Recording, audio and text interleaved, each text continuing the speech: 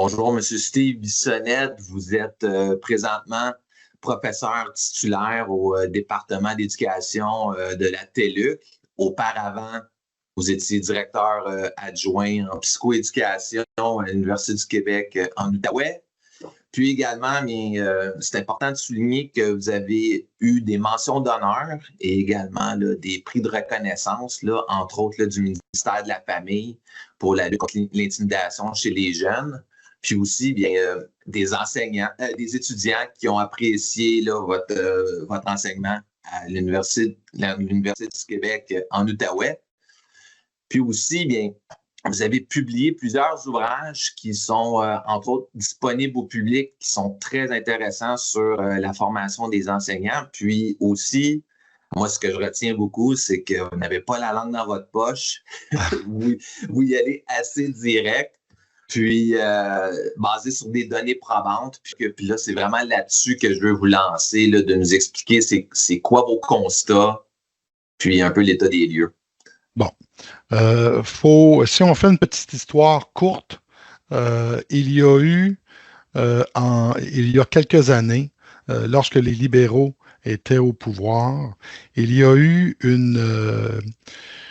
une forme d'enquête sur la possibilité de créer un Institut national d'excellence en éducation lorsque Sébastien Proulx était ministre de l'Éducation à l'époque. Donc, il y avait eu une espèce de commission d'enquête, si on veut, là, pour être capable de recueillir différents points de vue des acteurs scolaires sur la nécessité ou non de créer un Institut national d'excellence.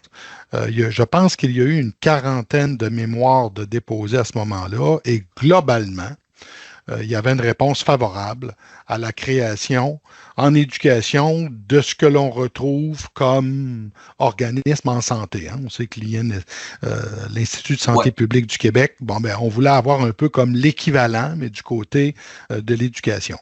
Donc, une fois que cette enquête-là a produit son rapport, il s'est quand même passé plusieurs années avant qu'on remette à l'ordre du jour la création d'un institut comme celui-là. Il y a eu le projet de loi à ce sujet-là en décembre 2023, si ma mémoire est bonne, qui a créé officiellement cette nouvelle instance-là. Et il y a eu, et pendant les consultations sous le règne de Proulx, et ensuite de ça, avec Drainville et le projet de loi, il y a eu énormément de contestations de la part des universitaires, dans les facultés, pas seulement dans les facultés d'éducation, mais dans la grande majorité, c'était des gens qui enseignaient dans les facultés d'éducation, qui se sont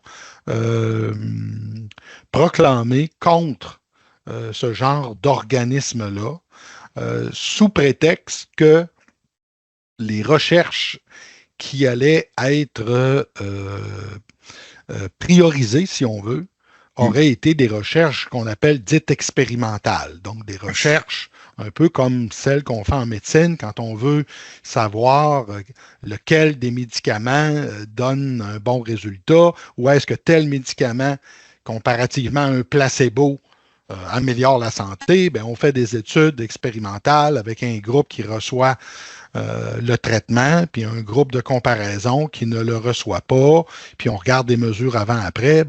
Ce genre d'études-là existe en éducation depuis longtemps, mais beaucoup de chercheurs avaient peur que ça devienne un peu la norme pour l'Institut national d'excellence en éducation. Et là-dessus, moi, je dis, écoutez, il faut garder en tête, quand on se parle de recherche en éducation, puis qu'on se parle de données probantes, les données probantes ne sont pas égales à des recherches uniquement expérimentales. Puis je vais vous donner un exemple très concret. En recherche, la façon dont on répond à une question dépend de la question posée. Okay? Si je vous demande, par exemple, quel est le pourcentage d'enseignants qui quittent la profession sur un laps de temps de 5 années à l'emploi. Est-ce qu'on va faire une étude expérimentale avec un groupe qui fait quelque chose puis un groupe de comparaison qui fait autre chose? Non! On va avoir ce qu'on appelle une recherche descriptive.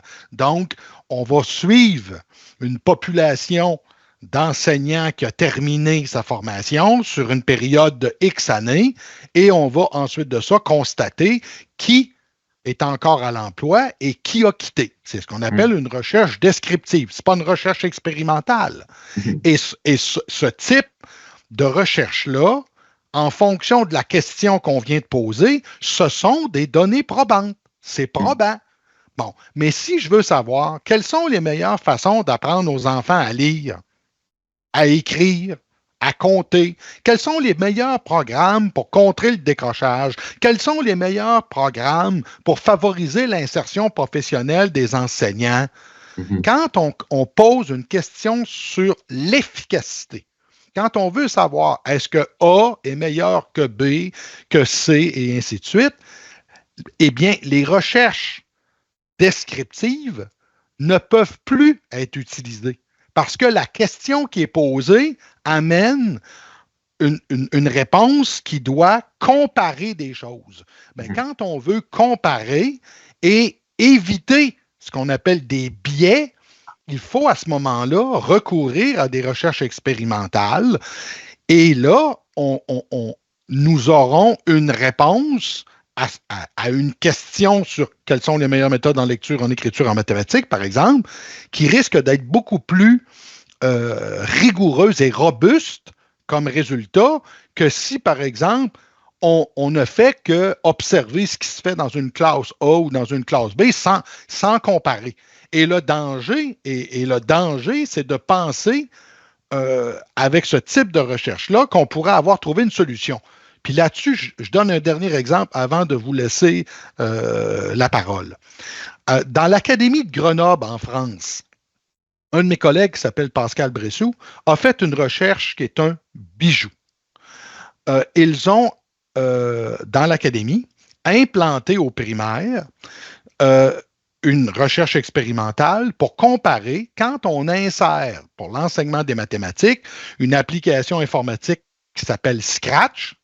Est-ce que les élèves vont mieux apprendre les concepts mathématiques en utilisant cette application-là que lorsqu'on ne le fait pas dans des classes dites ordinaires? Donc, c'est une recherche expérimentale. Donc, on prend des mesures avant pour savoir qu'est-ce que les élèves maîtrisent déjà en mathématiques. Dans certains groupes, on implante Scratch, puis dans des groupes comparables, on continue l'enseignement usuel comme on l'a toujours fait, puis on prend des mesures à la fin de l'expérimentation pour voir quels sont les progrès que les élèves ont faits dans les groupes Scratch comparativement aux progrès qui ont été faits dans les groupes où on n'a pas utilisé l'application.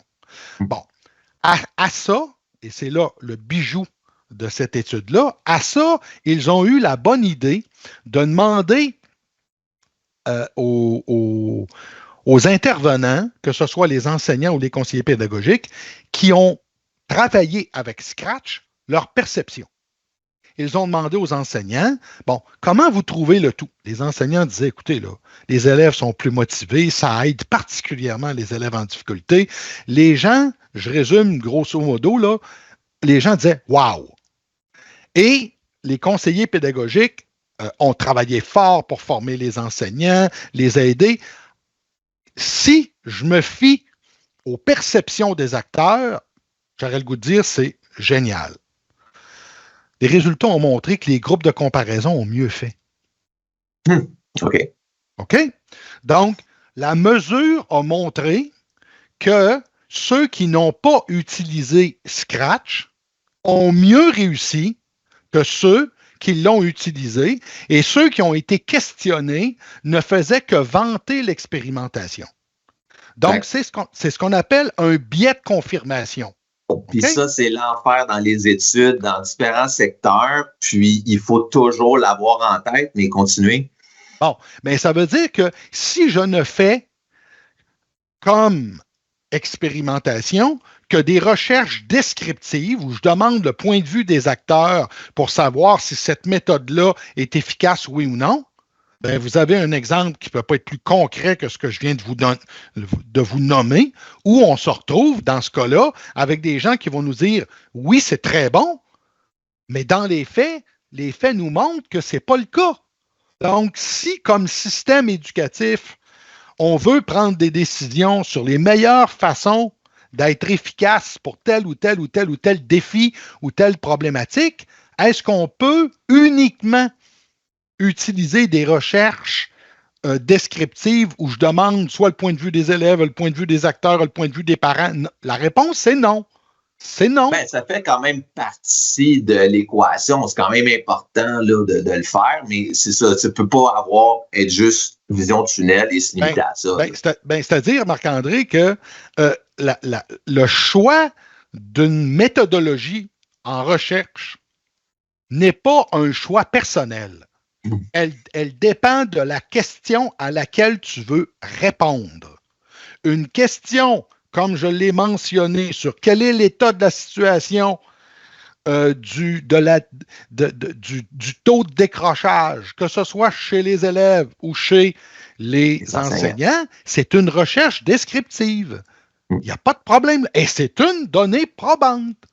Mais si tu veux savoir est-ce que telle méthode améliore telle autre méthode, je m'excuse, uniquement les recherches expérimentales sont sollicitées. Parce que si tu ne fais pas ça et que tu recueilles uniquement le point de vue des acteurs, les acteurs pourraient te dire exactement comme à Grenoble, tout va bien, c'est merveilleux, c'est vers là qu'il faut aller et les résultats nous montrent le contraire. Donc, pour moi, quand je parle des données probantes, je ne comprends pas que certains de mes collègues ne comprennent pas que le choix d'une méthode n'est pas un choix personnel. C'est en fonction de la question que tu poses. Et à partir du moment où la question concerne l'efficacité, c'est ça que j'ai écrit avec Jean-Marie Vandermaren puis Clermont-Gauthier dans mon ouvrage qui s'appelle « Données probantes et formation des enseignants ». Nous, ce qu'on dit, c'est quand la question qui est posée, c'est une recherche d'efficacité, à ce moment-là, la recherche expérimentale est convoquée. Obligatoire. Obligatoire. Je veux poursuivre sur le point que vous avez mentionné un peu plus tôt sur de la donnée, la preuve comme quoi c'est 25% des enseignants qui quittent la profession dans les 5 premières années. Ça circule depuis longtemps. Oui. Et c'est ça qui est pathétique, d'une part, c'est que ça fait longtemps que ça circule. Puis ça inclut pas même le taux de décrochage des étudiants. Le taux de décrochage des étudiants dans le programme de formation est près de 50%. Fait que là, au bout de l'entonnoir, là, ça commence à être très rétréci. Là, on est dans la situation qu'on connaît. Mais là, vous avez donné un exemple, là, entre autres, là, de l'importance de se concentrer sur les données probantes puis poser les bonnes questions. Mais on en est où actuellement au Québec? Parce qu'il y a un branle-bas de combat, vous l'avez mentionné, l'Institut national d'excellence en éducation, son objectif, c'est d'aller chercher des données, des bonnes pratiques, puis on va voir, là, elle va être implantée, là, selon ce que le gouvernement a dit, ce serait quelque part cet été, puis on verra plus clairement le mandat, là, puis le détail, mais ce qu'on vient de dire, c'est pas mal l'essentiel des 10 ans de discussion, là. Puis, ce qu'on voit, c'est ça semble être un peu conflictuel. Vous-même, vous avez amené de quoi, puis vous avez eu des contre-attaques. Fait que c'est de comprendre c'est quoi qui se passe. Bon, ben, il faut d'abord comprendre que la formation des enseignants, ça ne date pas d'hier que ceux qui l'ont suivi la critiquent. Hein? Ça date déjà depuis longtemps. Quand on demande critique sur la formation actuelle. Oui, tout à fait. Tout à fait. Quand on demande à ceux qui ont terminé une formation de 4 ans, est-ce qu'ils sont satisfaits de ce qu'ils ont reçu? Est-ce qu'ils se sentent bien préparés pour faire face au boulot au quotidien? Très peu d'études ont été capables de montrer que c'est le cas. Très peu. La majorité des études ont tendance à nous dire, particulièrement en gestion de classe, en gestion de comportement, que les profs se sentent très mal préparés à exercer leur boulot. Et plusieurs études ont tendance même à montrer que ce qu'ils ont le mieux apprécié, c'est les stages. Bon.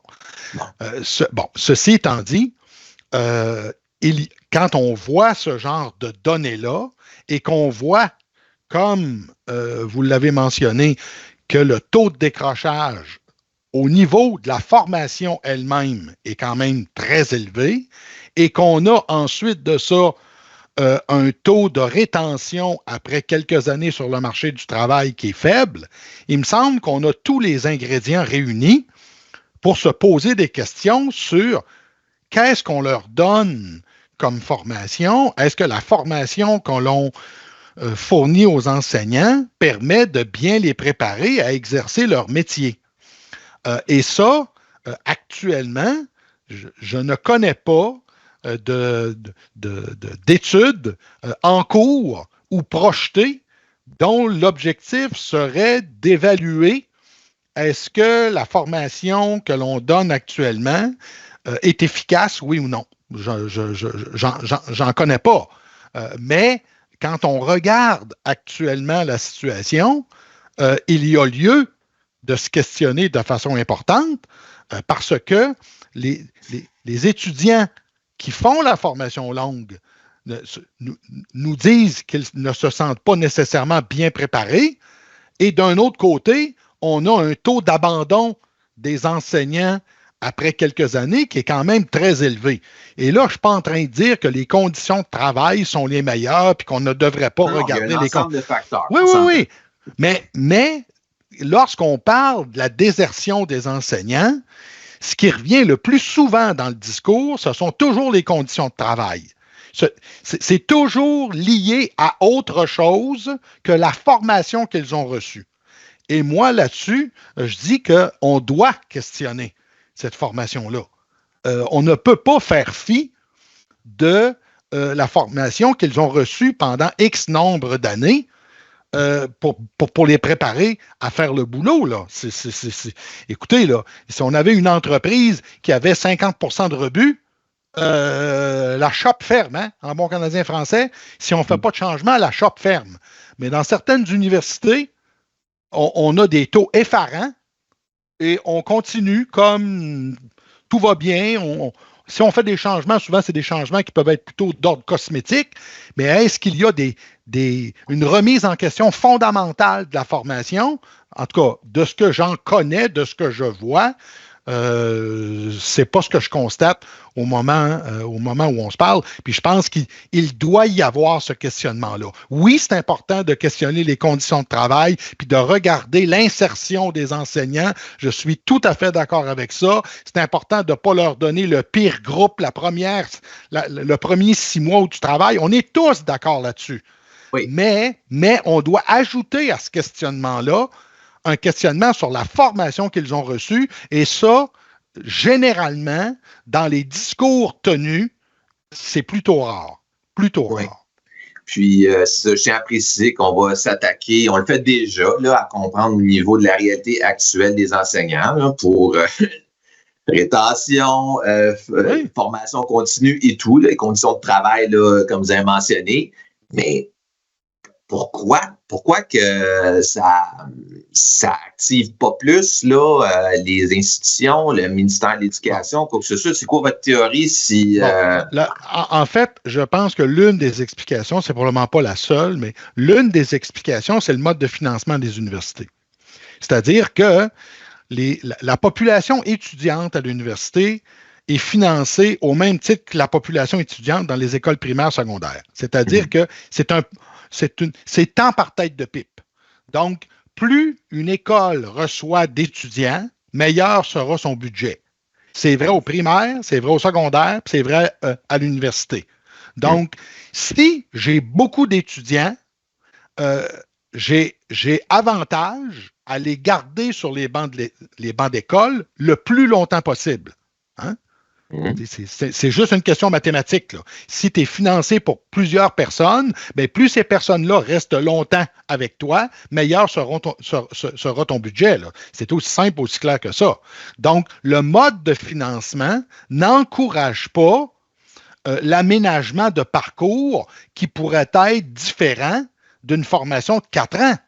Vous comprendrez que le budget si je décide de passer d'une formation de 4 à 3 ou de 3 à 2, peu importe la formule, ben à ce moment-là, ça veut donc dire que les budgets vont être réduits. Et si les budgets sont réduits, ben ça veut dire quoi? Ça veut dire moins de postes de professeurs, ça veut dire moins de tout, là.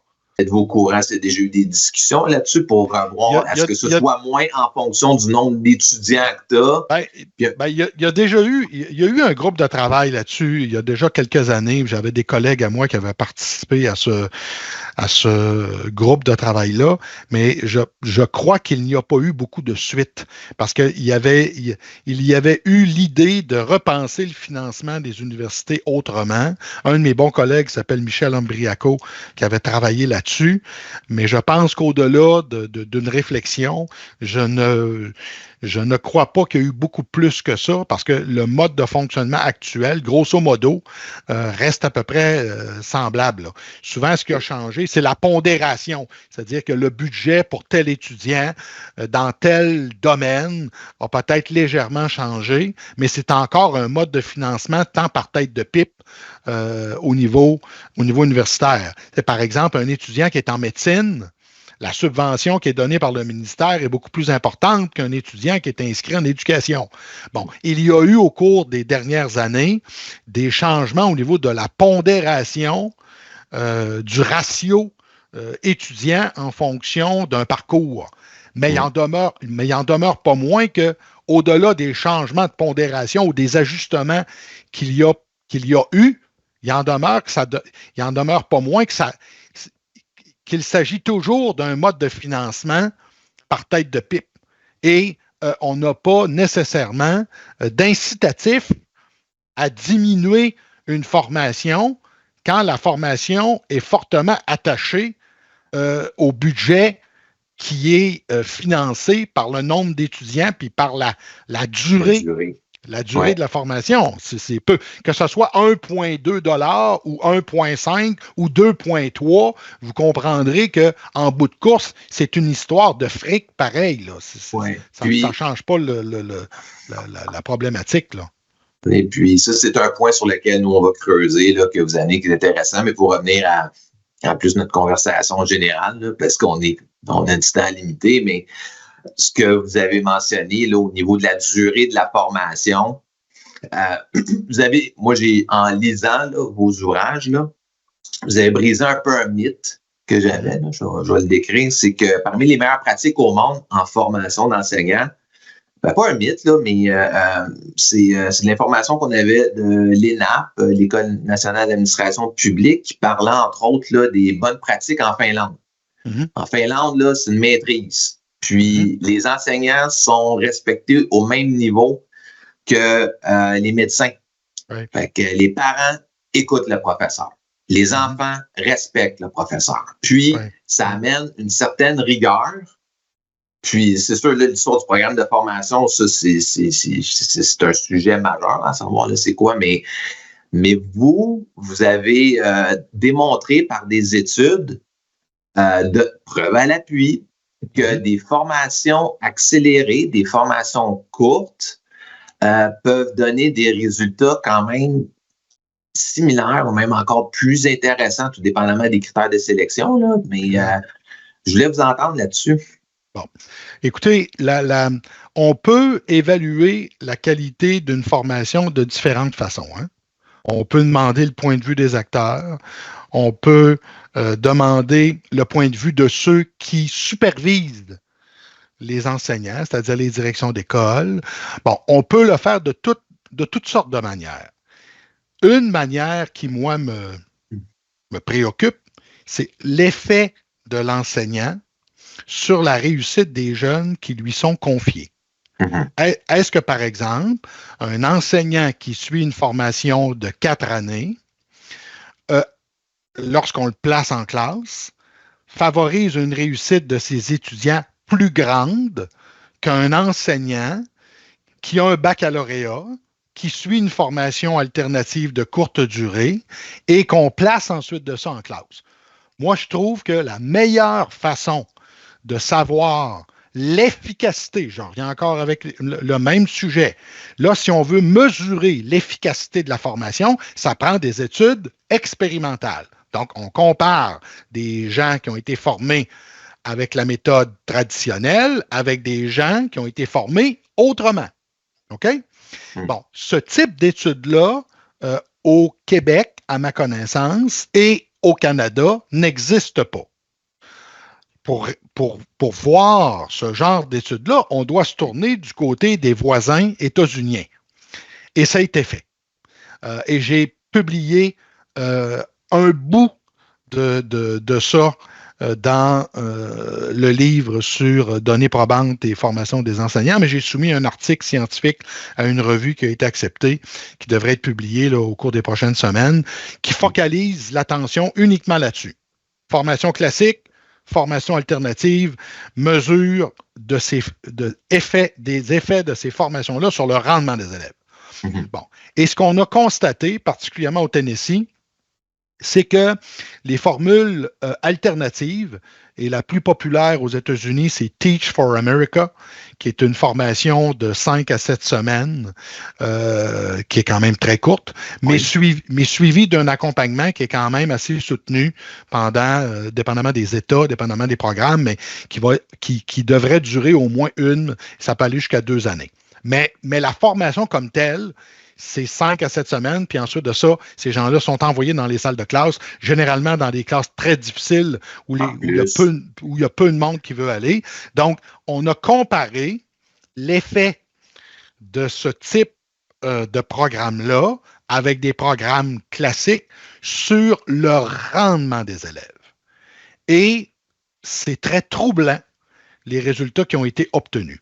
Les résultats qui ont été obtenus montrent que les formations de courte durée font aussi bien, sinon mieux, que des formations classiques de plusieurs années. Donc, quand on veut regarder l'efficacité d'un programme et qu'on regarde l'efficacité sur la base des résultats des élèves, on se retrouve avec une situation qui peut nous surprendre. Mais je pense que on doit le faire. On devrait être capable de mesurer quels sont les effets d'une formation longue sur le rendement de nos élèves. Est-ce qu'on a des universités, par exemple, qui vont mieux former leurs enseignants que d'autres? C'est pas parce qu'on enseigne les mêmes cours dans un même cheminement. C'est le prof, c'est chargé de cours, c'est l'encadrement. C'est ça. Donc, il faut être capable de mesurer l'efficacité. Puis, si on mesure l'efficacité, il faut aller regarder les effets de ces formations-là sur le rendement des élèves qui ont des enseignants qui ont été formés de la façon A, puis de la façon B, puis de la façon C. Et quand on regarde ça, ben, ça peut être troublant pour les formations classiques, parce que les formations classiques, généralement, font moins bien. C'est pas des blagues que je raconte, là, je l'ai publié. Là. Donc, à quelque part, moi, je dis ça devient une raison de plus pour aller questionner la formation longue des enseignants. Il faut oser regarder les cours qui sont offerts, la pertinence de ces cours-là, la réalité du travail, le degré de pertinence et de préparation adéquate de ce qu'on fait à l'université en fonction de la réalité du travail quotidien des enseignants. Donc, je ne dis pas qu'on doit abolir des formations longues, là. Soyons clairs, là. C'est pas ça que je suis en train de dire. Non, c'est pas ça que je suis en train de dire. Mais quand on regarde l'effet des formations courtes, qui réussissent à obtenir des résultats non seulement comparables à des formations longues, mais aussi des résultats meilleurs, est-ce que ça ne devrait pas nous encourager à dire, bon, mais là, un instant, là, quelqu'un qui arrive avec un bac, à qui on donne une formation très courte, puis oui, on l'accompagne, arrive avec des résultats semblables, sinon mieux que celui qui a suivi une formation longue, il me semble que ça devient une évidence qu'on devrait questionner la formation longue. C'est comme si c'est comme le nez en plein visage. Si tu ne le vois pas, il y a quelque chose qui ne marche pas, là. Fait que, juste pour boucler la boucle là-dessus, actuellement, là, sachant qu'il y a beaucoup d'enseignants, près de 10% des enseignants sont des enseignants non légalement qualifiés. Puis il y en a un paquet là-dedans qui sont excellents, puis il y en a d'autres qui le sont moins, comme ceux qui sont déjà des enseignants établis depuis 5, 10, 20 ans, 30 ans. Exact. Fait, il y a ça, mais en ce moment, au moment où on se parle, vous avez parlé du Tennessee, mais juste savoir, il n'y a pas tant d'études à voir, disons, l'impact des programmes accélérés au niveau de la qualité pour les jeunes, puis la qualité pour les profs, en fait, la seule qui a été menée, elle a été menée par Mario Richard, moi et Marilyn Baillargeon. C'est-à-dire que nous, ce qu'on a voulu, parce qu'à la TELUC, on a développé une première formation courte de 30 crédits de deuxième cycle à l'intention du personnel non légalement qualifié. Et on a voulu savoir, en collaboration avec le Centre de services scolaires Marguerite Bourgeois, les enseignants non légalement qualifiés qu'on forme chez nous. Ouais. Quels sont les résultats de leurs élèves en fin d'année? On n'a pas procédé exactement comme le Tennessee, là. On n'a pas les moyens et les mesures que le Tennessee a. Mais on a comparé une dizaine d'enseignants. C'est sûr que ce n'est pas beaucoup, là. Mais on a quand même osé. C'est un point de départ, mettons. C'est un point de départ. On a osé comparer les résultats finaux au primaire des élèves qui ont été confiés à une dizaine d'enseignants non légalement qualifiés qui n'avaient même pas terminé la formation de la TELUC, qui avait 21 crédits sur 30 de compléter, ce qui veut dire 70% de leur formation. Les résultats des élèves sont meilleurs chez les enseignants non légalement qualifiés. Et là, vous venez d'ouvrir quelque chose d'assez... mais Marc-André, soyons clairs, là. C'est un petit échantillon. Ouais. C'est une étude exploratoire. Est-ce que c'est définitif, coulé dans le béton? Non! Mais quand on met une petite étude comme celle-là en lien avec d'autres études encore mieux ficelées, encore mieux patentées, qui arrivent à des résultats qui se ressemblent, bien là, tu dis, attends une petite minute, là, il faudrait peut-être questionner la formation longue. Et ça ne veut pas dire l'abolir, mais il faut être capable de la questionner, il faut oser poser des questions et faire les aménagements qui sont nécessaires. Est-ce qu'on a besoin d'une formation de 4 ans? Cette question-là doit être posée. On a déjà eu, dans les années 90, un certificat en enseignement. Il ne faut pas oublier ça, là.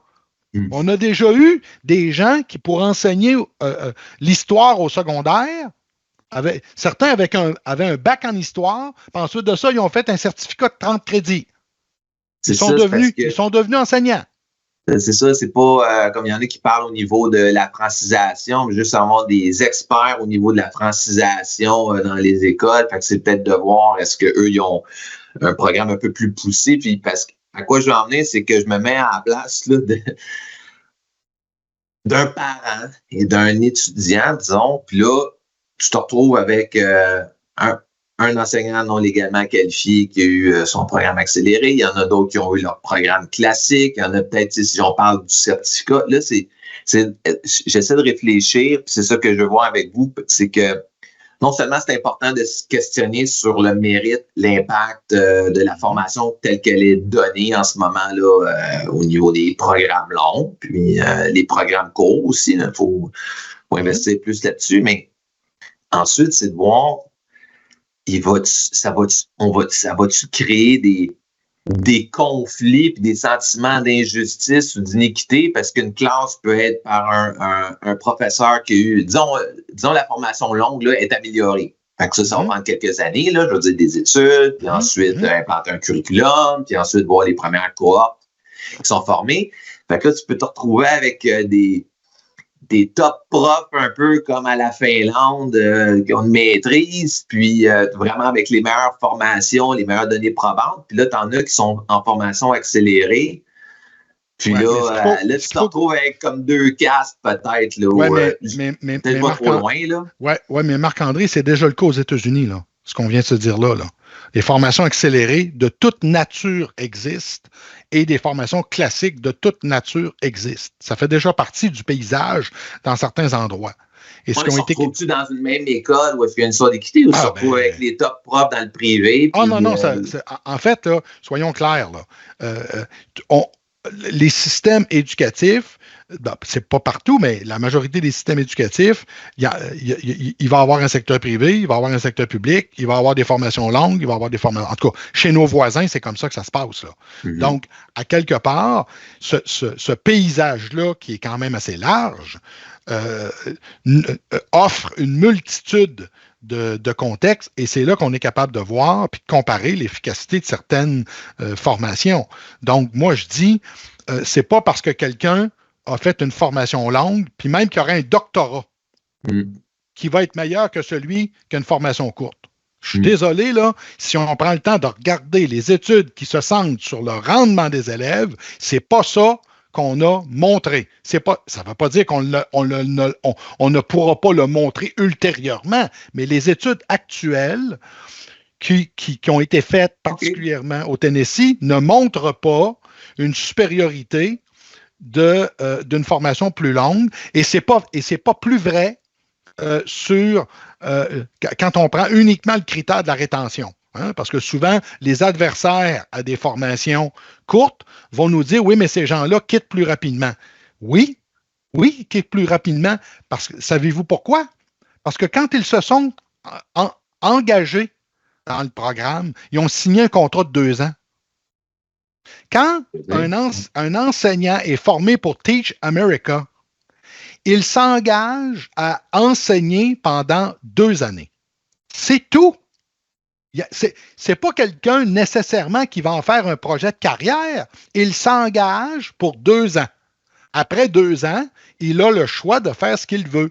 C'est une approche un peu plus contractuelle et non changement de carrière. Puis c'est important de noter parce que tu veux une continuité. Fait que oui, mais Marc-André, actuellement, reprenons les chiffres dont tu parlais tantôt. Dans certaines universités, 1 étudiant sur 2 finit pas son bac, puis une fois rendu sur le marché du travail, tu en as 1 sur 2 qui va quitter. Ça veut dire qu'on part de 100 étudiants, il y en a 50 qui vont finir, puis de ceux-là qui finissent, il en reste 25 après 5 ans. Tu as un taux d'efficacité de 25 sur 100, avec une formation de 4 ans.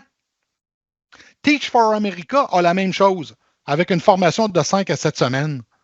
Est-ce qu'on va venir me dire que la rétention est meilleure chez la formation longue? Parlons du Québec. Là. Le Québec, là, dans certaines régions, tu en as 1 sur 2 qui s'en vont. Et tu en as 1 sur 2 qui ne finissent pas leur baccalauréat. Et ça devrait être une preuve de qualité et de vouloir continuer. Mais c'est clair que actuellement et pour les prochaines années, on va devoir dépendre d'enseignements non légalement qualifiés. Fait qu'il faut être dans une approche de s'assurer qu'on mesure leur impact, on valorise leur travail. Exact. On passe, ce que je comprends, c'est ça, c'est qu'il y a moyen.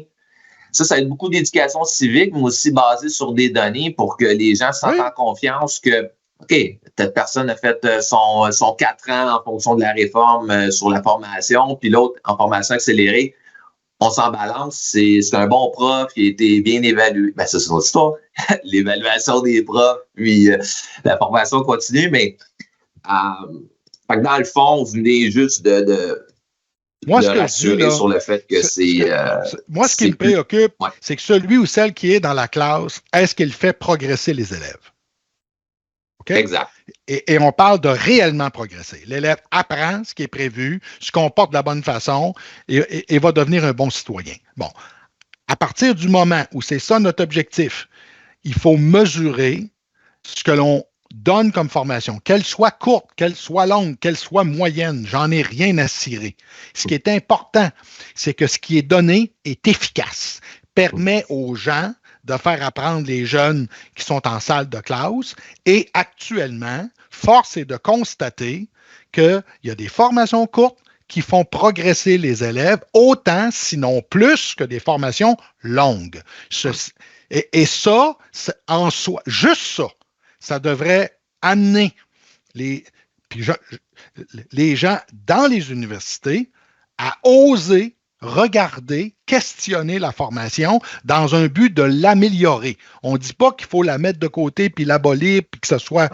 Non, mais ça devrait être une raison fondamentale pour être capable de dire, écoutez, là, s'il y a des gens qui, après 5-7 semaines, avec un baccalauréat dans leur poche, pas nécessairement dans le domaine dans lequel ils enseignent, sont capables de faire aussi bien, sinon mieux, que ceux qui ont suivi une formation de 4 ans, bien, il me semble que là, si on n'ose pas se questionner, c'est qu'on fait l'autruche et on se met la tête dans le sable. Non, il faut oser regarder, puis si on est capable d'améliorer le tout, bien, c'est ça qu'on souhaite. On ne souhaite pas que les gens soient moins bien formés. Nous, ce qu'on dit, c'est que dans le débat actuel, un absent du débat, c'est la qualité de la formation.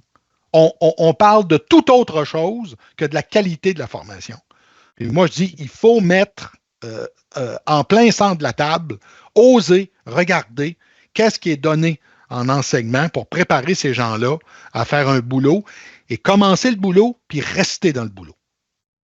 Puis, pour aller sur les enjeux actuels avec la formation telle qu'elle est donnée. Là, je parle de la formation longue. Là, on peut parler un peu de la formation courte après, mais là, elle est critiquée, vous dites. Puis, vous avez mentionné en début de conversation que il y en a qui auraient souhaité un peu plus de stages ou un peu plus préparés à l'intégration. Il y a d'autres éléments, mais en gros, là, c'est quoi qui cloche avec les programmes de formation? Ben, écoutez, là, il faudrait, je pense que ce que tu poses là, Marc-André, comme question, devrait être un objet de recherche. Devrait être... Okay, non, mais c'est vrai. Il faudrait... Il faudrait que ce soit un objet de recherche. Mais parce que dans le fond, chacun peut donner son opinion, puis moi j'en ai une, mais en même temps, si on veut savoir exactement ce dont les enseignants ont besoin, ben la première des choses, c'est qu'il faudra aller rencontrer ceux qui ont suivi une formation, leur demander à eux comment on peut améliorer le tout, puis ensuite de ça, on fait des formations avec ce qui nous est dit, puis on compare. Est-ce que les résultats des élèves, est-ce que la rétention des enseignants, etc., s'améliore si on décide de changer telle chose par telle chose par telle chose? Mais une chose qui est claire, que les étudiants ont tendance à dire, c'est que souvent, il y a trop de cours qui sont éloignés de la réalité de la salle de classe. Très, très éloigné. C'est ce que moi et mes collègues, on appelle le noyau dur de la formation. Là. Les cours qui sont essentiels pour faire en sorte que le prof soit capable d'exercer le métier. Le noyau dur, souvent, il est questionnable. Donc, il faut absolument s'assurer. Je te donne un exemple très concret, des cours de gestion de classe. Oui. Mais dans certaines universités, là, puis je vais être méchant, là, je vais être très méchant, ça m'arrive d'être méchant. Okay? Il y a des gens qui enseignent la gestion de classe qui n'ont jamais géré une classe. Géré une classe. OK, je sais exactement à quoi que fait référence. J'ai eu des profs comme ça. C'est pas j'ai encore aujourd'hui comme des exemples à ne pas suivre. Il y a des gens qui vont enseigner dans un domaine et qui n'ont pas d'expérience en milieu scolaire. Ça devrait être un critère d'embauche. Il devrait y avoir un nombre d'années minimales avant que tu puisses postuler sur un poste de professeur d'université. Il faut absolument avoir vécu le terrain. Oui. Peu importe, ça peut être, le prof peut avoir eu des classes un peu moins difficiles. Là. Oui. Il n'était peut-être pas dans un milieu défavorisé avec 10 programmes spéciaux, 10 études, mais au moins, il était sur le terrain. On s'entend. Oui. C'est ça, parce que si tu n'as pas un minimum d'années d'expérience, ben à ce moment-là, tu parles de quelque chose que tu ne connais pas. Je suis désolé, là. C'est ça la réalité. Ben puis oui. Même s'ils ne diront pas un mot, ils vont. Oui, et ça va faire souvent, Marc-André, que dans certains cas, il y a des étudiants qui vont mieux apprécier des chargés de cours que des professeurs réguliers. Pourquoi? Parce que les chargés de cours, la majorité ont de l'expérience et je ne dis pas que c'est tous les profs, là, mais il devrait y avoir comme critère d'embauche, tu as besoin d'avoir exercé dans une école un métier, que ce soit un psychologue, un psychoéducateur, un enseignant, un directeur d'école, un orthopédagogue, mais tu dois connaître ce qu'on appelle une école autrement que d'avoir été élève, puis autrement que d'avoir fait des stages. Moi, je dis, il faut que tu aies exercé un métier dans une école pendant un certain nombre d'années, puis idéalement, moi, si c'était moi, ça serait minimum 10 ans. Mais si on fait ça, on vide les universités. C'est aussi simple que ça. Oui, c'est ça. Je pense que mais au moins, sont vite sur leur patin, ils peuvent mais au moins 5 ans. Ouais. Entendons-nous pour au moins 5 ans. Tu dis, voyons donc, comment tu veux avoir le sentiment d'avoir fait un tour d'horloge quand tu as peu d'expérience dans ton pack-sac? Ça ne marche pas, là. On ne fait pas ça en formation professionnelle. J'en ai déjà jasé avec toi. Il n'y a pas un électricien dans une école de formation professionnelle qui enseigne l'électricité s'il n'a pas été électricien. Ça ne marche pas. Tu n'enseigneras pas le métier si tu ne l'as pas exercé. C'est la même chose en menuiserie, c'est la même chose en plomberie, nomme-les toutes. Mais à l'université, tu as un doctorat, il n'y a pas de problème, tu peux enseigner même si tu n'as pas exercé. Et ça, pour moi, je dis c'est inacceptable. Inacceptable. Ça devrait être un critère d'embauche important. Et on aurait des changements juste en faisant ça. Hein. Si on entre des gens qui connaissent mieux le terrain, qui connaissent mieux ce dont ils parlent, déjà, ça va faire des changements positifs auprès des étudiants. Ben, à ça vient les stages. C'est sûr qu'expliquer le terrain, c'est pas comme... Il y en a qui l'ont fait, mais il y en a qui t'amènent en chantier aussi. Là. Fait que ce qu'ils disent, ben, regarde, moi, j'ai vécu une classe, puis là, on va aller sur le terrain, puis c'est pas... Fait que vous, là-dessus, ce que j'ai cru comprendre, c'est qu'au niveau des stages, il n'y en a pas assez.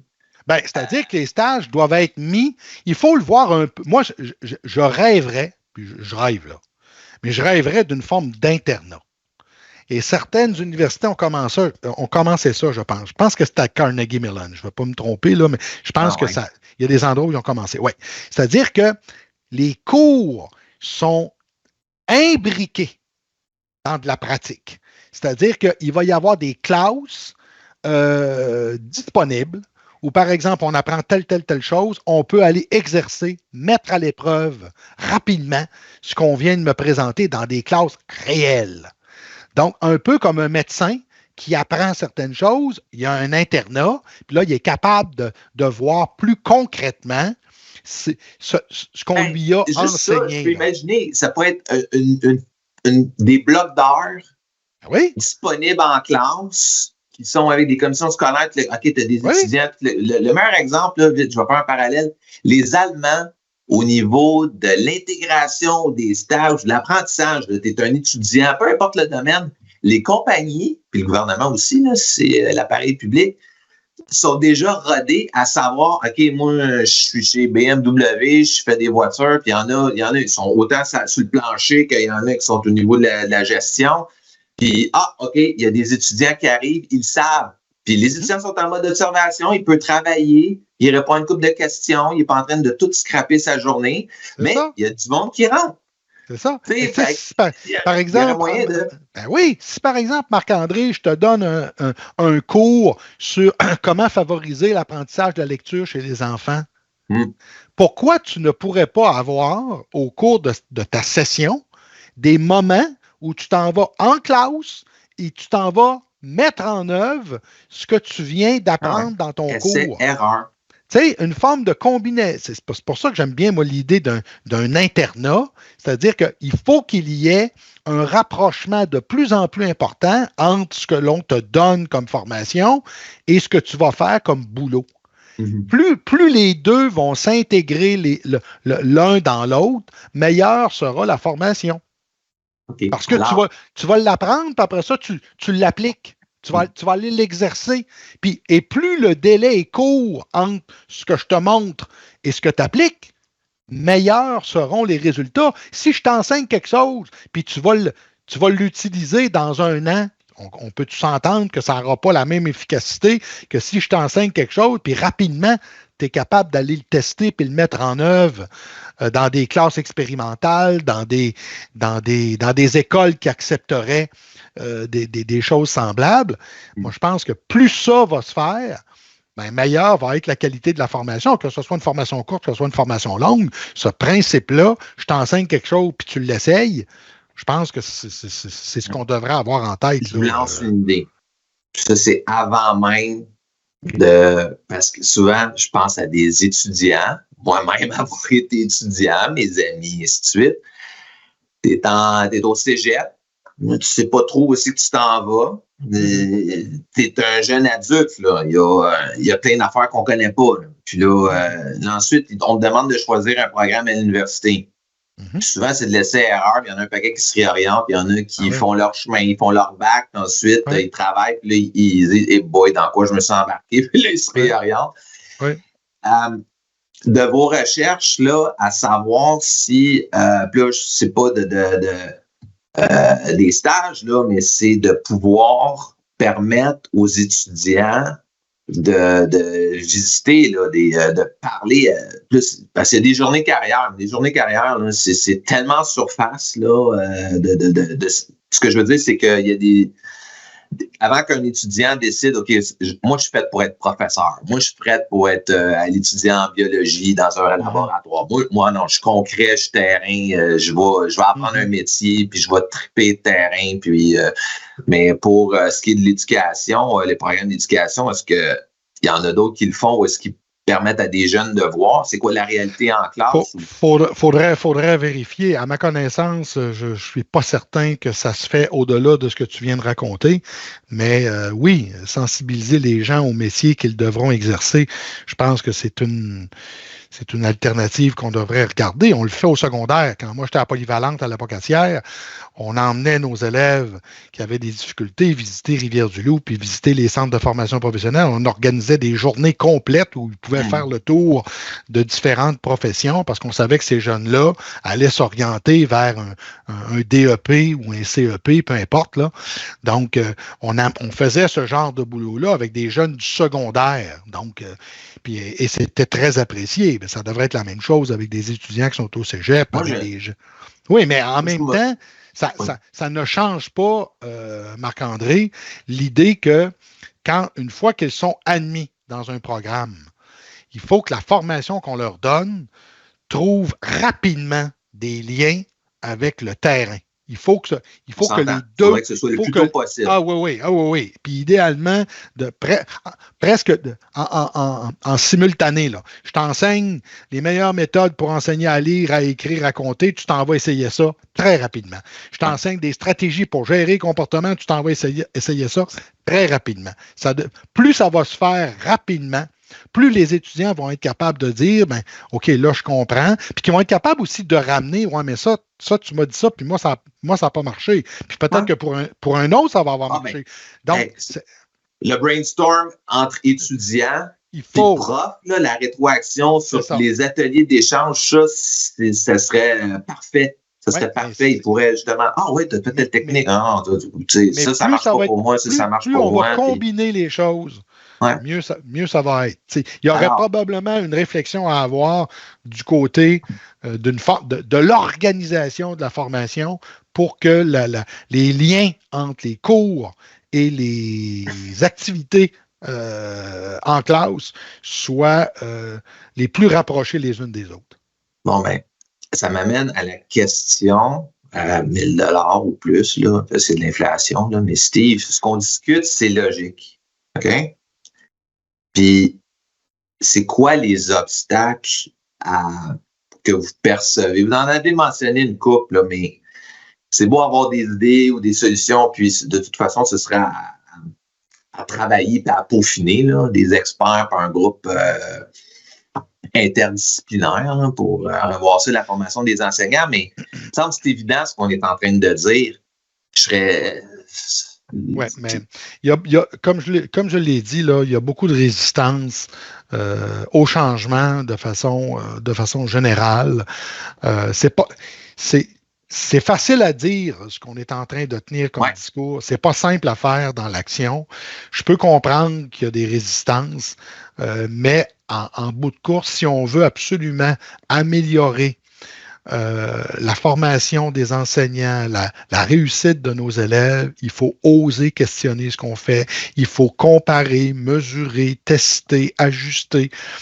Et moi, je pense que l'INE pourrait jouer un rôle essentiel dans ce sens-là parce qu'elle aura les pouvoirs de le faire. Hein, parce que l'un des mandats de l'Institut national d'excellence en éducation, c'est d'approuver les programmes de formation.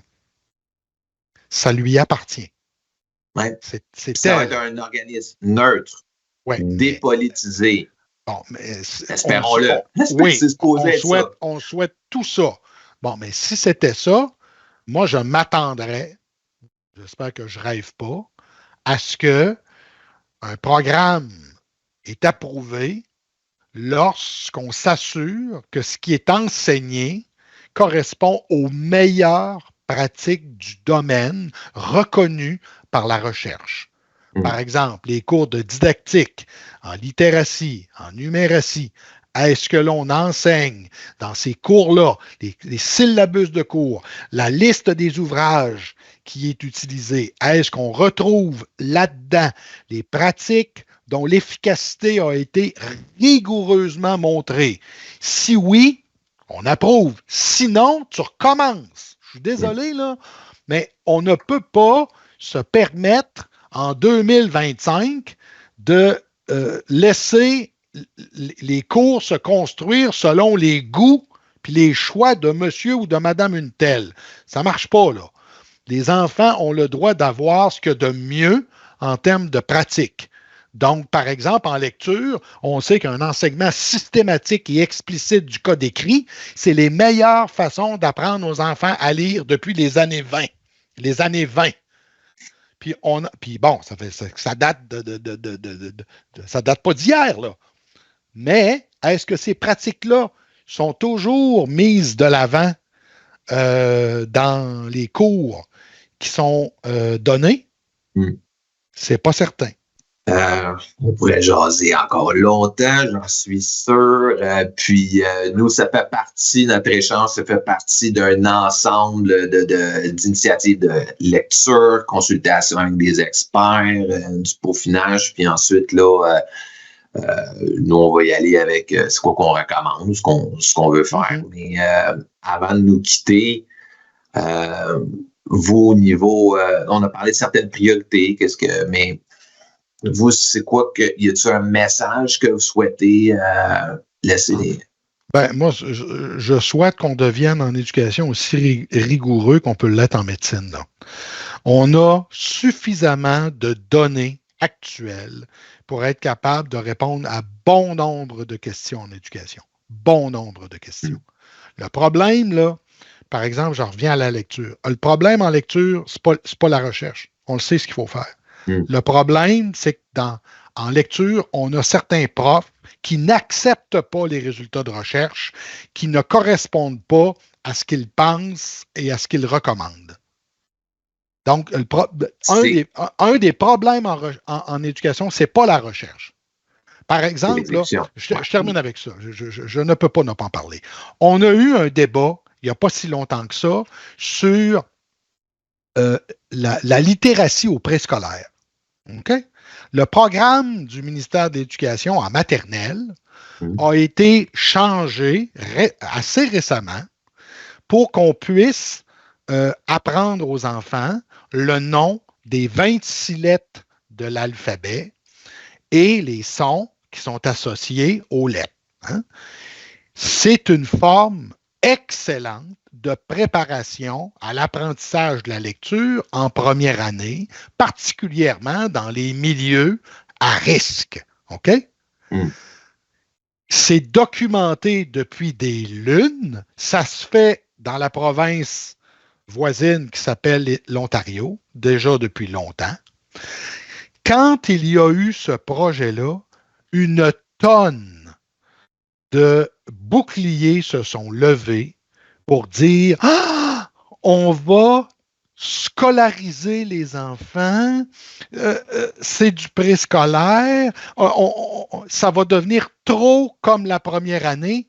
On enseigne les 26 lettres et qu'une marionnette sont assis en rond au tapis. On fait ça 20 minutes par jour et c'est trop scolarisant. » Un instant, là. Il y a quelqu'un qui n'a pas compris de quoi, là. OK?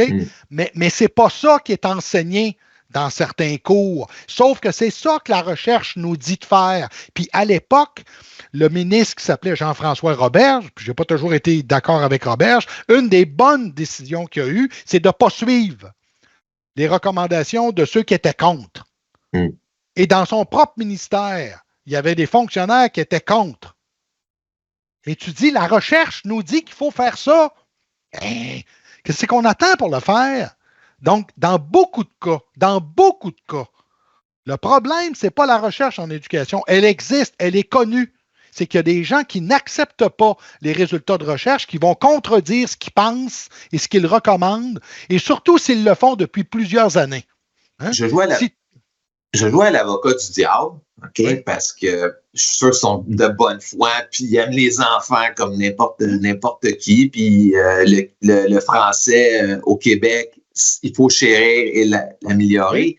Oui. Fait pourquoi ils ont fait une levée de bouclier? Parce qu'ils ne le recommandent pas, Marc-André. Oui, mais ils ne le recommandent pas. Pourquoi? Parce qu'ils ont peur que les jeunes... Parce que le programme du préscolaire, au niveau de leur apprentissage. Parce que pour eux, ce qui est le plus important, c'est la socialisation, c'est le développement global de l'enfant. Puis mais si on fait des activités qui s'approchent trop de quelque chose qui est académique, on va brimer je ne sais quoi. On va brimer je ne sais quoi, là, mais ça ne fait pas partie de leur croyance, de leur recommandations, et c'est allé jusque dans les journaux. Hein?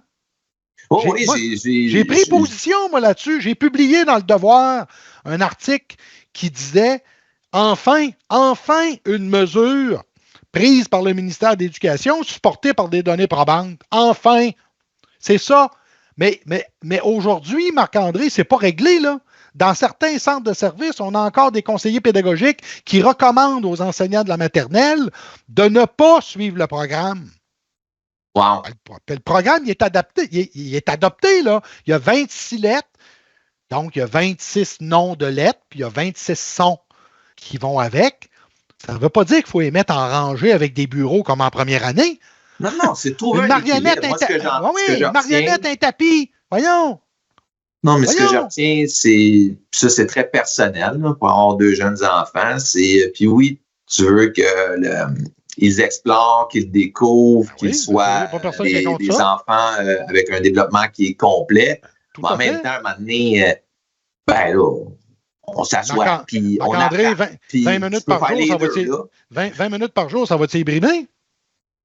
Ben non, ça serait même plus. Moi, on va aller encore plus loin. Moi, ma femme est chinoise. Elle étudie en Chine, elle est arrivée à 14 ans ici. Elle, là-bas, là, c'est au quart de tour. Puis, regarde, elle est très fonctionnelle, elle est très épanouie et curieuse, mais elle a une coche en haut. Mais ça te donne une idée très claire du genre de situation auquel l'INE va faire face. L'INE, si elle recommande des pratiques bien appuyées qui ne sont pas nécessairement des pratiques qui sont reconnues par le milieu universitaire, prônées dans certains cours, ben, tu vas avoir des levées de boucliers, comme on l'a connu avec le programme du Presco. Ça va être la même affaire, là. Ça va être la même. Donc, il va y avoir du vent. Fait qu'il faut que l'organisme puisse aller de l'avant contre vents et marées, parce que si on s'oriente sur des questions d'efficacité, il va y avoir des formulations de recommandations qui vont aller à l'encontre de ce qui est prôné dans beaucoup de cas. Ouais. Et j'espère dans le moins de cas, mais ça se peut que ça brasse. Puis si ça brasse, dans quelque part, moi je dis, si notre objectif, c'est la réussite des élèves, ben t'enseignes les 26 lettres. T'enseignes les 26 lettres, puis t'enseignes les 26 sons. Que ça te plaise ou que ça te plaise pas, il faut que les enfants soient bien préparés à faire les apprentissages en première année, surtout quand ils n'ont pas l'occasion de l'apprendre à la maison, pour X raisons, ils sont dans des milieux à risque, ils sont dans des milieux défavorisés. J'espère qu'on va tout faire pour être capable de bien préparer ces enfants-là. Voyons donc. Ça devrait pas être une question d'idéologie puis de croyance. Non. Les enfants qui apprennent la conscience, c'est ce qu'on appelle la conscience phonologique, comparativement à ceux qui ne l'apprennent pas. Quand on regarde les résultats des élèves, qu'est-ce qu'on constate? On constate que ceux qui apprennent la conscience phono sont nettement mieux préparés que ceux qui ne l'ont pas fait. C'est tout. Ben, c'est ça qui est triste, c'est qu'en voulant protéger, puis parfois avec des idéologies ou une obstruction volontaire, ou des fois, c'est pas de mauvaise foi, là.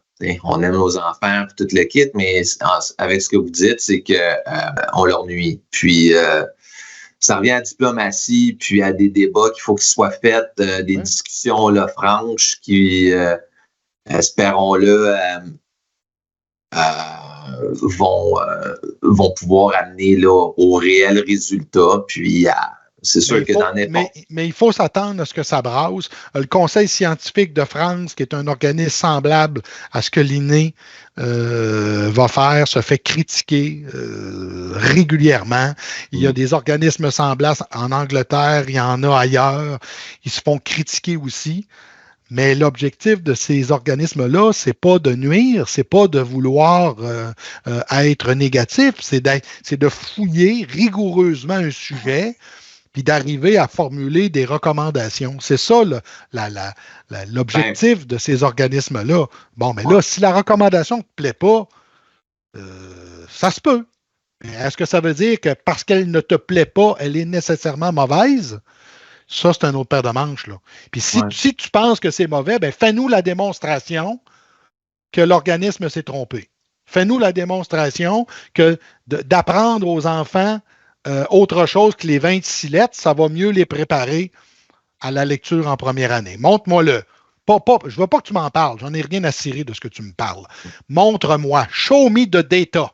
Montre-moi les données qui vont montrer que ce que tu prônes donne les résultats escomptés et que c'est meilleur. Et si c'est meilleur, je n'ai pas de problème avec ça, on s'oriente vers ce qu'il y a de meilleur. C'est tout. Si on nous montre que de s'asseoir en rond pour faire des yaoums, ça permet aux enfants d'apprendre à lire, j'ai aucun problème avec s'asseoir en rond pour faire des yaoums. C'est tout. Ça se peut. L'idée, c'est de mesurer, comparer, puis d'être rigoureux. C'est ça qu'il faut faire. Puis bon, il y en a qui sont d'accord avec ça. Malheureusement, il y en a d'autres qui ne le sont pas. Mais ça fait partie du paysage, là. Mais ça, on n'en a pas tant parlé, mais c'est un peu sous-jacent là, tout ce qu'on disait, c'est qu'il y en a eu un paquet de réformes en éducation. Il y en a plusieurs qui on est encore dans une situation de crise au niveau de l'attraction, de la rétention. Tout le monde est pour valoriser le rôle des enseignants depuis des décennies. Ça n'a pas de couleur de parti, sauf qu'on est pogné dans cette situation-là. Puis, il y a l'enjeu d'iniquité au niveau des parents, des enfants, avec l'histoire des écoles à 3 vitesses, ou même des